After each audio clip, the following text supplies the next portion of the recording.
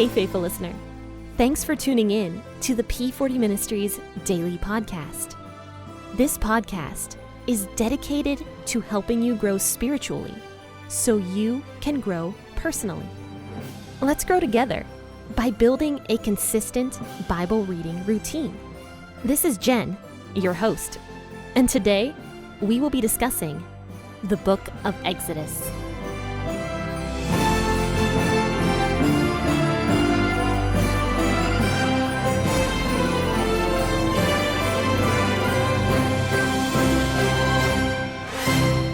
Hey guys, good morning or good afternoon, and happy Friday. Thanks for tuning into the P40 Ministries podcast to share a cup of coffee with me as we read the Bible together. Now, I always say good morning, but in actuality, you don't have to listen to this podcast in the morning. You could listen to it at night if you wanted to. I typically say the morning. I don't know why. Mainly because I air it at 6 in the morning. But if you don't wake up at 6 in the morning or you don't commute to work, please don't feel like you have to listen to it at 6 in the morning. You can listen to it literally whenever you want. It will never go away. Second, it is published. It is there forever, pretty much. So feel free to tune in whenever you want. I've had some confusion about that before in the past where people are like, do we have to listen to it right at 6 in the morning? Absolutely not. Of course you do not. I know I'm not awake at 6 in the morning because I don't do these live. You know, I pre-record these and then edit them for you guys. But anyway, let's go ahead and talk about Exodus chapter 39 today. But before we begin, make sure to tune in to the episode on December 25th. It's going to be midnight on December 24th going into the 25th, if that makes sense. So 12 a.m. on December 25th on Christmas Day. Definitely tune in for my special Christmas P40 Ministries podcast episode. I'm very, very excited about it. I am already deciding what I'm going to do, and I'm going to let you guys know a little bit more about that in the next coming days or so. But, it's going to be a great podcast episode for you guys to share. I think that's one of the best things about it is it's going to be a nice Christmas podcast episode that anybody can listen to, that you can share. I did it last year. I did a candlelit Christmas special on December 24th going into the 25th at midnight. And I think it was a success. I think a lot of people liked it. And so I'm doing the same thing this year. Now, that being said, I'm not going to have a normal episode on the 24th, even though that's a Friday. My only episode is going to be the Christmas special, which is the one that airs at midnight. And after that, because I want you guys to enjoy your family, and I also want to take a couple days off myself to enjoy the holidays, and plus listenership is always down around the holidays, just that's the nature of things. I'm going to be taking 2 days off after Christmas. Normally I record every single weekday, and I air my episodes every weekday, I should say. But I'm going to be taking the Monday after Christmas off and also the Tuesday after Christmas off. So I will be back in full force on that Wednesday. And guess what? When I come back, it's going to be season 3. Isn't that so fun? We are in season 3 coming up of the P40 Ministries podcast.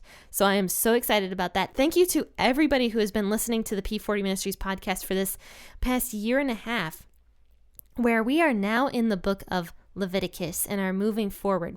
Now, of course, my New Testament episodes that I do on Tuesdays and Thursdays, I don't go with the seasons on those ones. The seasons are with the books of the Bible in the Old Testament is what I decided. So we're still going to be in the book of Mark when season 3 airs, but that is normal. We did that also when I moved into season 2. And Leviticus, I am both looking forward to it and not looking forward to it for a lot of reasons. Leviticus is kind of a tough chapter to talk about. And I've heard a lot of people say that they think it's one of the boringest books of the Bible. In my personal opinion, I do not think it's a boring book of the Bible. I actually kind of like it, but it's hard to talk about, that's for sure. There's some interesting laws in there, to say the least, and same with Deuteronomy when we move past Leviticus. Okay, so let's go ahead and talk about Exodus chapter 39 today. We're going to be talking about the entire chapter because, once again, this is still outlining all the details of what Aholiab and Bezalel was doing to make this temple and everything that God had commanded them to make. So we've been talking about them building this for the past couple days now, and it's almost done. This is like the last little bit that they have to do, which is to make this clothing for the priests and for the high priest, which was soon to be Aaron.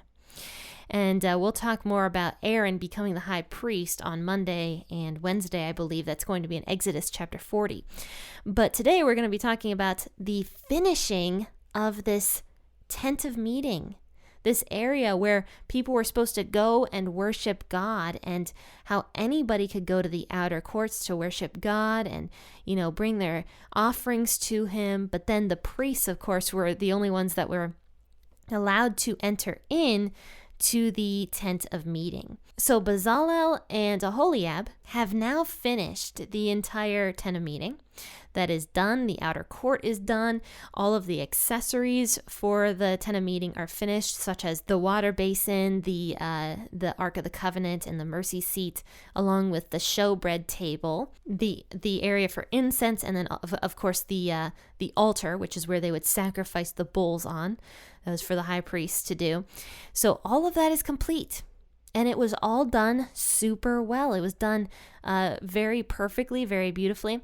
And now we're talking about the priest's clothings. So it says in verse 1 that of the blue, purple, and scarlet, they made finely worked garments for ministering in the holy place, and made the holy garments for Aaron as Yahweh had commanded Moses. So I'm going to guess that they, in this verse, is probably talking about both Aholiab and Bezalel. These were two men that were gifted with tons of skills because of God's Spirit. And God's Spirit came down on these two men to oversee this fantastic process that was taking place. Now, it doesn't specifically say what Bezalel used to do before he became the head guy for this project, but it does say what Aholiab used to do. It tells us in Exodus chapter 38 that Aholiab was actually an embroiderer before he became an overseer of this project. So he was an embroiderer, and he was also an engraver, is what it says. So he was an artist. He was a skillful artist that would make all this beautiful stuff. So he probably knew how to work with wood and with gold and bronze and everything that God had commanded them to make everything with. So Aholiab would have been a great person with all of his knowledge and skills of engraving to come and do this project, especially with his knowledge in linen and materials and stuff like that as well. He was very, very knowledgeable on many of these areas, and because God's Spirit came upon him, now is probably where he's really, really shining by making these beautiful garments for the priests. These were supposed to be garments that reflected God's glory. I mean, that is some pressure that is put on Aholiab. That is pressure to the max. And that's specifically what God says to Moses. He says that these garments are for both beauty and glory. Imagine how Aholiab was probably feeling, like, man, that would have probably been a tough project for an artist to complete. Like, God, please give me the skills to make this look nice. I mean, to me, I do some different art things as well. And actually, one of the recent projects I did was I illustrated one of my friend's books. And, these drawings were important to me that I do well. And I was doing some of these drawings, and I'm just like, man, this looks like crap. I'm just like, I'm starting over. There was one drawing I probably did, I think I redid it like 2 times for his book, and it turned out okay in the end. But, there's some pressure put on you when you have to make something, and I sympathized. I feel like I sympathize here with Aholiab. Like, maybe he was feeling a little stressed out. I don't know, though, because God's Spirit was put on him. So maybe he wasn't as stressed out as the normal artist out there would have been. But he did have some pressure here to make this garment super beautiful. Now it says here that he and Bezalel did everything that God had commanded. It keeps saying that. It says in verse 5, well, it says that in verse 1, it says that in verse 5, and it just keeps saying that. Verse 7, I mean, this is all over the place. So they did it well. They did everything the way God had commanded them to do it. It was done properly. So it says here that he made the breastplates, the work of the skillful workman. So he was very skillful. And it's kind of cool that that phrase keeps coming up in the Bible as well, the skillful workman. I mean, how nice that would have been to just keep hearing that. You're a skillful person. You're a skillful person. I mean, Moses, when he wrote this book, he gave credit where credit was due. I mean, these guys were doing skillful and beautiful work. And Moses and Yahweh kept mentioning that, because God did tell Moses to write all these words down. So, I mean, God was really complimenting these men by saying, they're skillful. They're doing this well.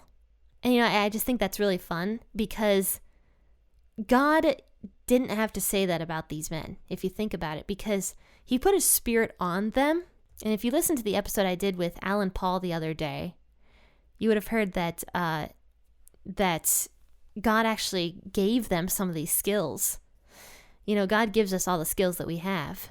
So I think it's really cool that God was giving credit to these two men for doing this good work when God is the one, of course, that gives us our skills. And God didn't have to give them any credit. And I find that really interesting because God often uses us for his glory and allows us to take the credit for a lot of the stuff that that we do that is for God's glory, if you really think about that. So God is very loving in that way, where he really commemorates us for a job well done. So basically all the way from verses 22 to, let's see here, verse 30, it talks about the robe, the opening of it. It talks about the woven work for these priests' clothings, and it talks about the tunics in verse 27. Then it talks about the turban and the crown that was given that says, Holy to Yahweh.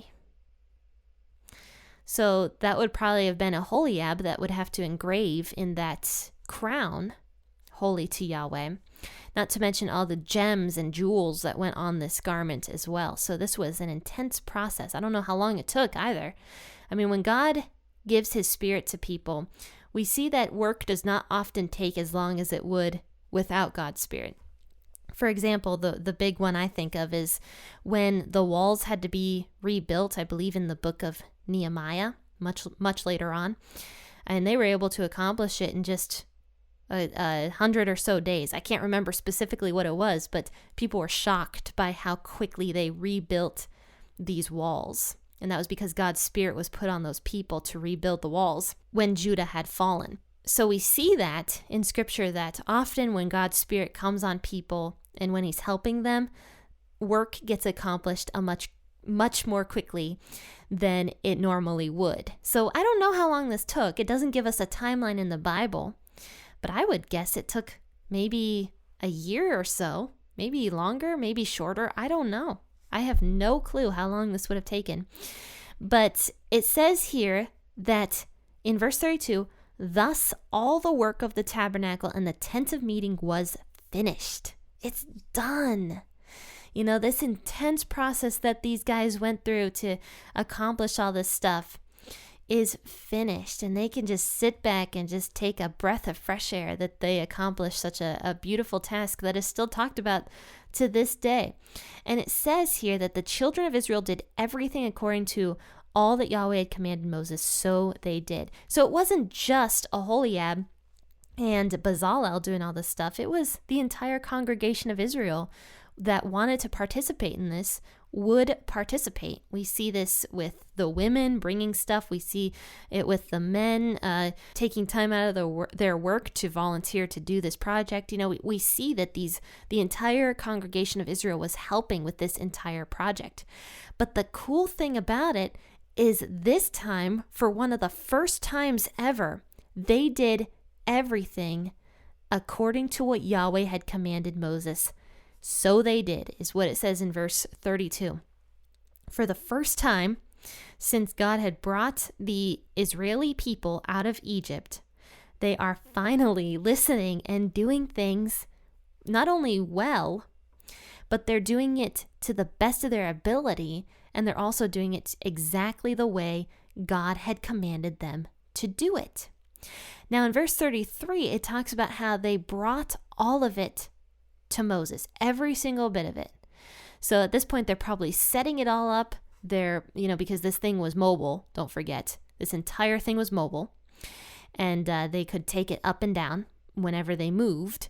So they probably were setting it all up to show Moses, and Moses goes through at the end before they give it to God officially. Moses goes through and he makes sure that everything is done properly, exactly the way that God wanted. So this shows to me that, once again, this was not unmanageable for the people. We often think God gives us unmanageable tasks, but he really, really doesn't. This was a big project. Yes, this was a huge project, but it was not unmanageable. The people followed this to a T. Not only that, it was mobile, and it wasn't huge. I've talked about that a few times as well, that this tent of meeting was not like a palace. This was a tent.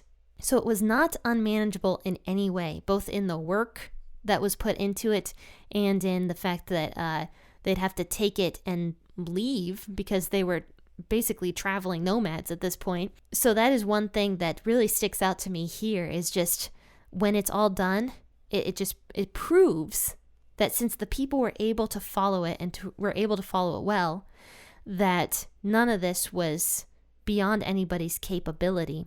It was extremely manageable, and God takes that into account. He takes into account human weakness, I believe, on many different occasions. So it says here that after everything was all brought to Moses, possibly all set up, ready for Moses to view it, Moses was allowed to go through and look at everything. And I wonder about the most holy place, since people were not allowed in there. I wonder if before it was consecrated to God, if because the builders were building it, they were allowed to go in. And Moses, since he is technically the high priest, was one of the few people allowed to enter into the most holy place before it was consecrated to God. But anyway, so Moses is looking through. It says here that he looks at the golden altar. He looks at the anointing oil, the incense, the screen for the door of the tent, the altar, the basin. He looks at everything. He was checking everything top to bottom to make sure it was done properly. And so it says here in verse 42 that according to all that Yahweh commanded Moses, so the children of Israel did all of the work, everything from the pins to the sacrificial altar. Everything was done perfectly. It was all done well. And it says here that Moses saw all the work, and behold, they had done it as Yahweh had commanded. This sticks out to me as something where Moses was not really involved in the process that much. He was not a micromanager, because it says here that Moses at the end of it all checked it, and now he's seeing that they had done everything as God had commanded them.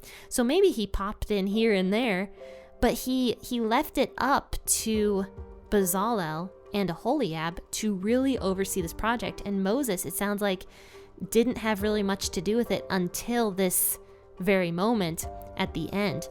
So that kind of shows a little bit more about Moses' character, of him not being an intense micromanager of this kind of stuff.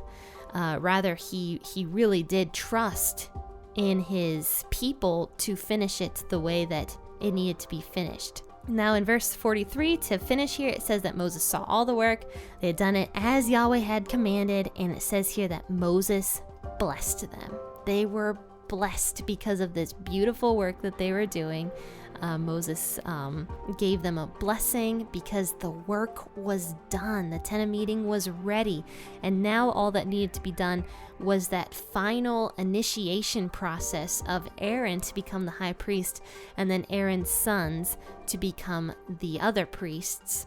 And at that point, the tent of meeting would be ready for God's presence to come down on it and to live there and be with his people.